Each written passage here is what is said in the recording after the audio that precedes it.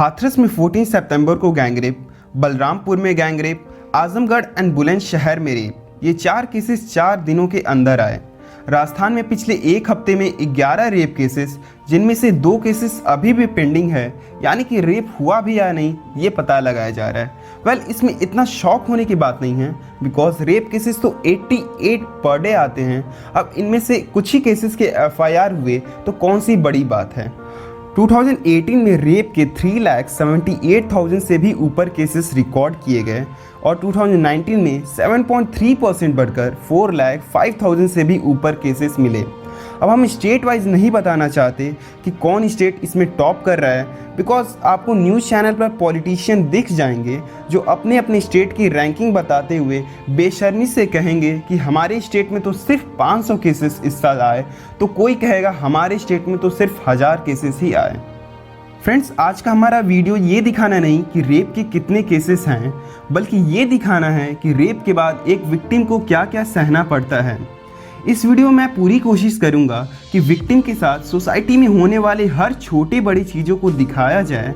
इस वीडियो के कुछ पार्ट सेंसिटिव भी होंगे जो आप अपने फैमिली के साथ बात नहीं करते होंगे, लेकिन मैं चाहता हूं कि आप ये वीडियो बच्चों से लेकर बड़ों तक सबको दिखाएं, क्योंकि रेप केवल टीनेजर्स का ही नहीं बल्कि 3 साल से लेकर 90 साल के लोग भी इसके विक्टिम हुए हैं।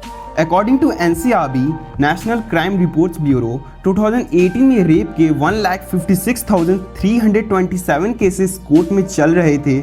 इनमें से 17,313 केसेस में मुकदमा पूरा हुआ और केवल 4,708 केसेस में ही सजा हुई। रेप के 11,133 केसेस में रिलीज कर दिया गया। बाकी बची केसेस अभी भी पेंडिंग हैं, यानी कि सिर्फ 3.5% केसेस में ही आरोपियों को सजा मिलती है और ये वो केसेस हैं जो कोर्ट तक पहुंच पाए हैं। रेप के मैक्सिमम केसेस तो रिपोर्ट ही नहीं होते।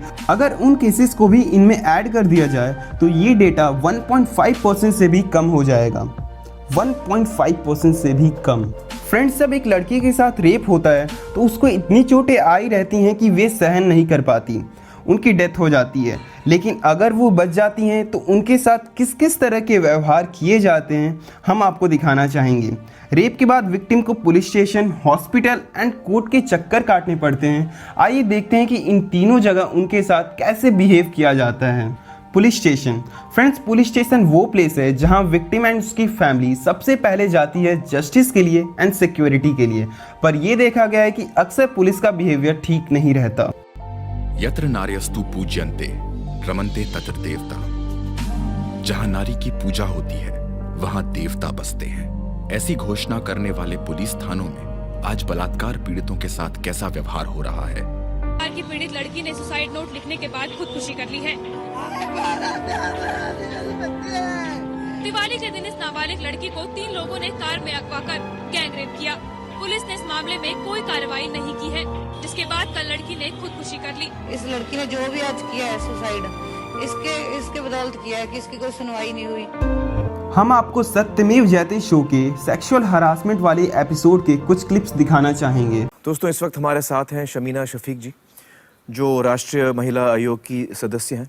शमीना जी, आप देश भर में ऐसे केसेस की तहकीकात में जाती हैं। आमतौर पे पुलिस का रवैया कैसा रहता है? 90% मैं कहूँगी जो केसेस जो सामने आते हैं वो पुलिस एपैथी के ही होते हैं, क्योंकि जो भी दुर्घटनाएं घटती हैं महिलाओं के साथ, बच्चियों के साथ, उसके बाद जो रवैया, जो एटीट्यूड पुलिस का होना चाहिए वो दिखता नहीं है। वहाँ पर बजाय इसके कि वो अपना काम करें, वो और उसमें दोष ढूंढने की कोशिश करते हैं, तो ये अपने आप में एक बहुत हिला देने वाली बात होती है।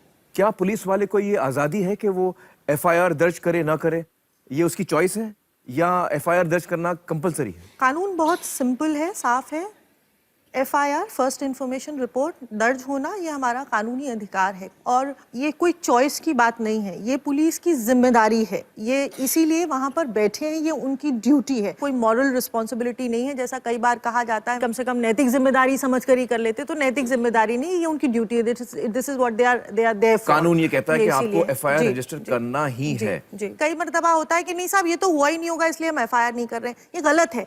FIR का मतलब है आप पहले रजिस्टर करिए, then go and investigate, but ये पहले से कैसे अज्यूम कर लेंगे कि नहीं प्रूफ करो तुम्हारे साथ कुछ हुआ तब हम एफआईआर तो लड़की को प्रूव करने की कोई जरूरत नहीं है, वो एफआईआर आपको लिखना ही पड़ेगा, उसके बाद आप तहकीकात कीजिए। जी जी जी।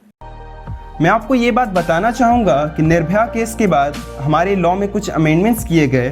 अब ऐसे केसेस में एफआईआर ना लेना गैर कानूनी है एंड साथ में आपको एफआईआर की एक कॉपी भी मिलनी चाहिए। अगर कोई पुलिस वाला एफआईआर लिखने से मना करता है तो उनको सेक्शन 166 ए के अकॉर्डिंग 2 साल तक की जेल भी हो सकती है।